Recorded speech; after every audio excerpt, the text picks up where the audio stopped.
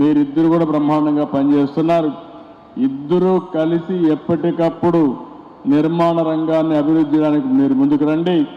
మీరే కాకుండా చిన్న ఆర్గనైజేషన్స్ వాళ్ళు కూడా కోరుతున్నా, ఈ ప్రభుత్వం మీకు అండగా ఉంటాం, ట్రాన్స్పరెంట్గా ఉంటాం, రియల్ టైంలో మీ సమస్యల పరిష్కారం చేయడానికి మేము ముందుంటామని చెప్పి కూడా మీ అందరికీ హామీ ఇస్తున్నా.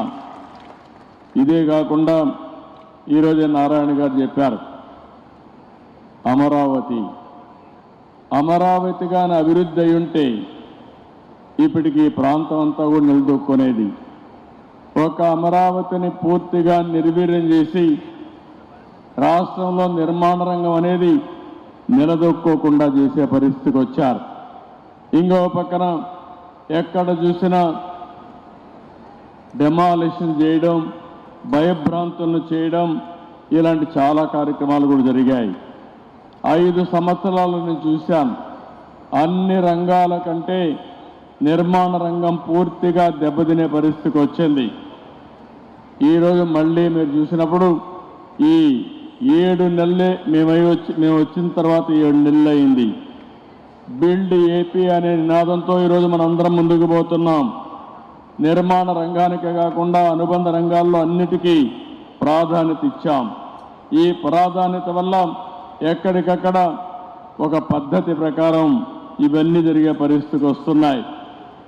మీరు ఒక పక్కన చూస్తే నా జీవితంలో ఎప్పుడూ చూడని విధంగా ఈరోజు భూ సమస్యలు వచ్చాయి. నాకు వచ్చే 100 పిటిషన్లు వస్తే అందులో 60-70 ల్యాండ్ రిలేటెడ్ సమస్యలే వచ్చాయి. రికార్డ్స్ తారుమారు చేశారు, భూ కబ్జాలు చేశారు, ఒకరి భూమిని ఇంకొకరు రాహించారు. కడాన సొంత ఒక ల్యాండ్ టైట్లింగ్ యాక్ట్ కూడా తీసుకొచ్చి ఇష్టానుసారంగా చేస్తే అవన్నీ రద్దు చేసి ఈ ల్యాండ్స్ అన్నీ మళ్ళీ ప్యూరిఫై చేయాలంటే చాలా సమయం తీసుకొచ్చే పరిస్థితి వచ్చింది. నేను మిమ్మల్ని అందరూ కూడా నిర్మాణ రంగంలో ఉన్నారు కాబట్టి ఇప్పుడే తిరుపతిరావు గారు కానీ మీ వాళ్ళందరూ చెప్పారు, ఒక మాట చెప్పారు, మేము తప్పు చేయం, ఎవరైనా మాలో తప్పు చేసే వాళ్ళు ఉంటే గట్టి చర్యలు తీసుకోమని వాళ్ళు కోరారు. అందుకే నేను చెప్తున్నా, ఈరోజు first time land grabbing prohibition act కూడా తీసుకొచ్చాం. ఎవరైనా కానీ ల్యాండ్ గ్రాబింగ్ చేస్తే మాత్రం ఎవరిని వదిలిపెట్టమని చెప్పి కూడా నేను మీకు తెలియజేసుకుంటున్నా. ఈరోజు ఏ విధంగా ఉంటాయంటే, ఈరోజు మీరు చూశారు టీడీఆర్ బాండ్లు, డబ్బులు తీసుకునింది ఒకరు, నష్టపోయింది ఇంకొకరు. ఈరోజు ఎక్కడికక్కడ దీన్ని కూడా ఒక పెద్ద ఫ్రాడ్ చేసే పరిస్థితికి వచ్చారు. నేను నారాయణ గారికి అదే చెప్పాను, దోషుల్ని వదిలిపెట్టకూడదు, అమాయకుల్ని పనిష్ చేయకుండా ఏ విధంగా చేయగలుగుతారో అది చేయడానికి కూడా ఈ ప్రభుత్వం సిద్ధంగా ఉందని చెప్పి కూడా నేను మీకు తెలియజేస్తున్నా. ఈరోజు మీరు అందరూ ఒకసారి గుర్తుపెట్టుకుంటే 2047 విజన్ డాక్యుమెంట్ ప్రధానమంత్రి గారు వికసిత్ భారత్ తయారు చేశారు. అదే సమయంలో ఆంధ్రప్రదేశ్ రాష్ట్రం స్వర్ణ ఆంధ్రప్రదేశ్ విజన్ డాక్యుమెంట్ తయారు చేశాం.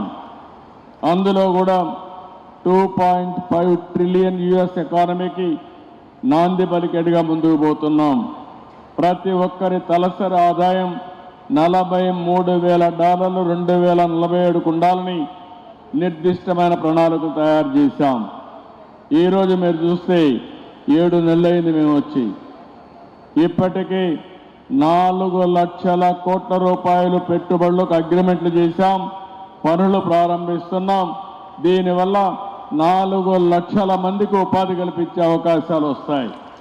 మేము ఒకే నినాదం పెట్టుకున్నాం, 20 లక్షల మందికి ఉద్యోగాలు ఈ 5 సంవత్సరాల్లో ఇవ్వాలనేది ఎన్డీఏ నినాదం అని చెప్పి కూడా నేను మీకు తెలియజేసుకుంటున్నా. ఈరోజు అమరావతి దగ్గర 50,000 కోట్ల రూపాయలతో పనులు ప్రారంభించడానికి ముందుకెళ్తున్నాం.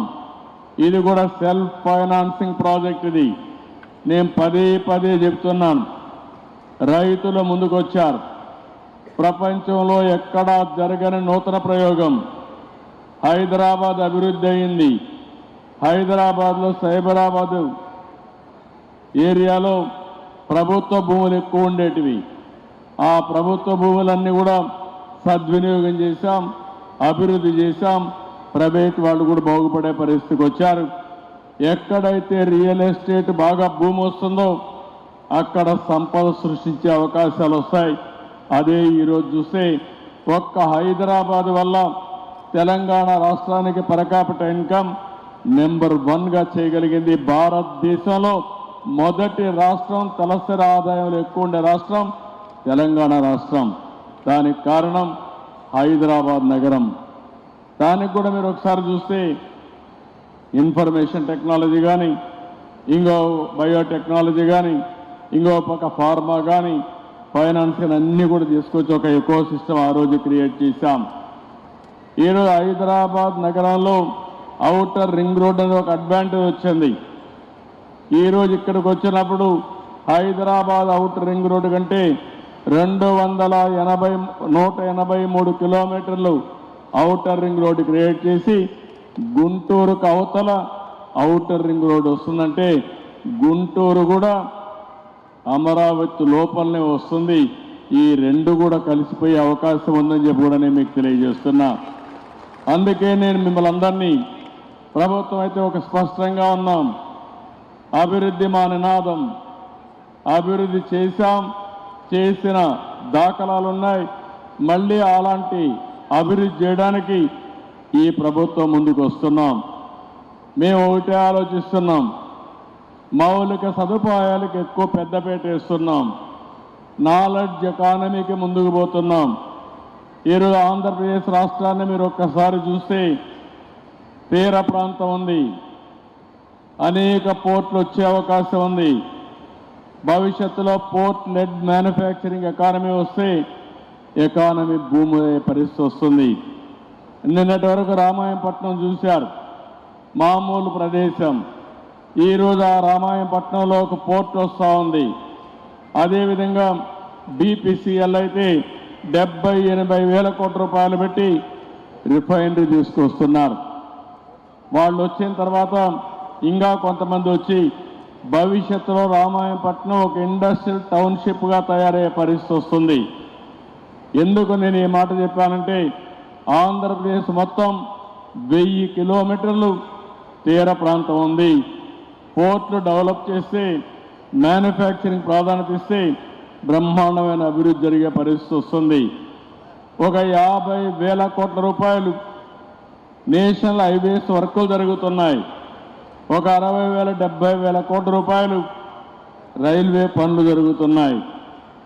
ఈరోజు చెన్నై నుంచి కలకత్తా వరకు ఇప్పుండే డబుల్ లేన్ రైల్వే లైన్ని 4 లేన్స్ చేస్తున్నారు.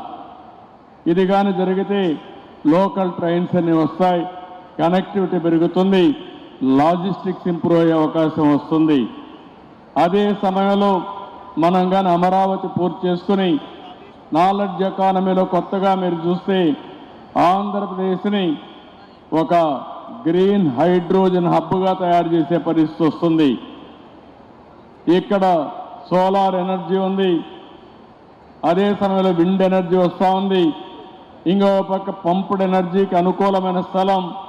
ఈ 3 కలిపితే గ్రీన్ హైడ్రోజన్ కూడా తయారు చేసి పోర్ట్ల ద్వారా ఎక్స్పోర్ట్ చేసే అవకాశం వస్తుంది.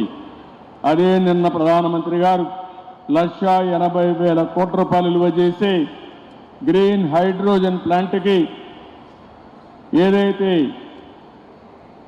గవర్నమెంట్ ఆఫ్ ఇండియా NTPC కానీ, అదే మరి జెన్కో కానీ జాయింట్ వెంచర్తో పని ప్రారంభించే పరిస్థితికి వచ్చాం.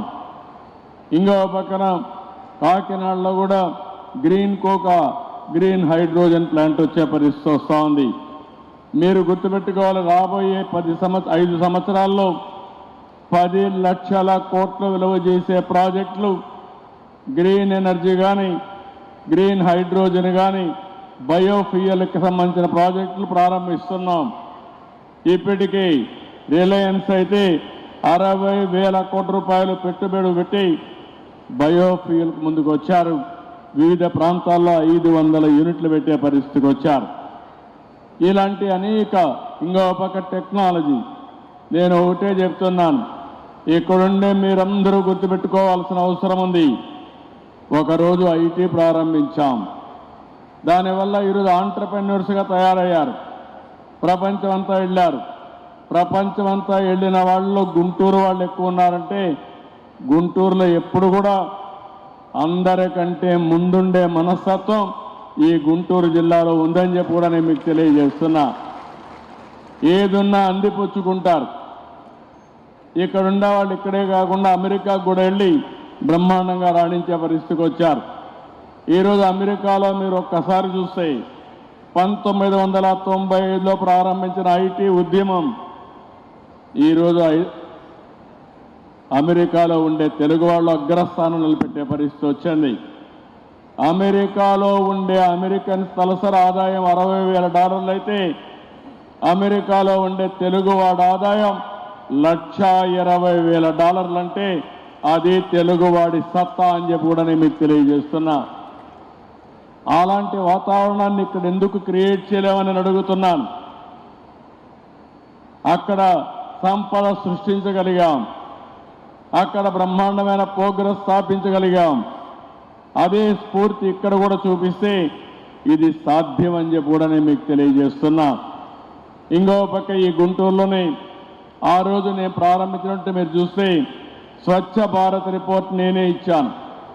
ప్రధానమంత్రి గారు ఆ రోజు అడిగి ఒక 10 మంది ముఖ్యమంత్రులతో ఒక కమిటీ వేసి భారతదేశంలో ఏ విధంగా పరిశుభ్రంగా ఉండాలనో దానికి ఒక కమిటీ వేసి ఒక రిపోర్ట్ ఇచ్చాం. అందులో భాగంగానే వేస్ట్ ఎనర్జీ ప్లాంట్ ఇక్కడ గుంటూరులో పెట్టాం. ఇది సక్రమంగా పనిచేస్తూ ఉంది. ఈరోజు మీరందరినీ ఒకటే కోరుతున్నాను, ప్రతి నెల 3వ శనివారం స్వచ్ఛ ఆంధ్రప్రదేశ్ కార్యక్రమానికి శ్రీకారం చుట్టాం. ఈ స్వచ్ఛ ఆంధ్రప్రదేశ్ కార్యక్రమంలో నిర్మాణ రంగంలో ఉండే మీరు పూర్తిగా భాగస్వాములు కావాల్సిన బాధ్యత మీ అందరిపైన ఉంది. మేము పనులు చేస్తాం, కానీ ఈ ఉద్యమంలో మీరు కూడా భాగస్వాములు కావాలి. ప్రతి ఒక్కటి ఒక విషయం మీరు గుర్తుపెట్టుకోవాలి, ఒక ఎకో సిస్టమ్ రావాలంటే ప్రజల భాగస్వామ్యం కూడా చాలా అవసరం. అభివృద్ధి అనేది ప్రభుత్వం చేస్తాం, రెగ్యులేషన్స్ అనేవి మేము చేస్తాం, సుపరిపాలన ఇస్తాం. దాన్ని ఆ సుపరిపాలనని ముందుకు తీసుకుపోవాలంటే ఎవరైతే ఎలైట్ సెక్షన్స్ ఉన్నారో మీరందరూ భాగస్వాములు కావాల్సిన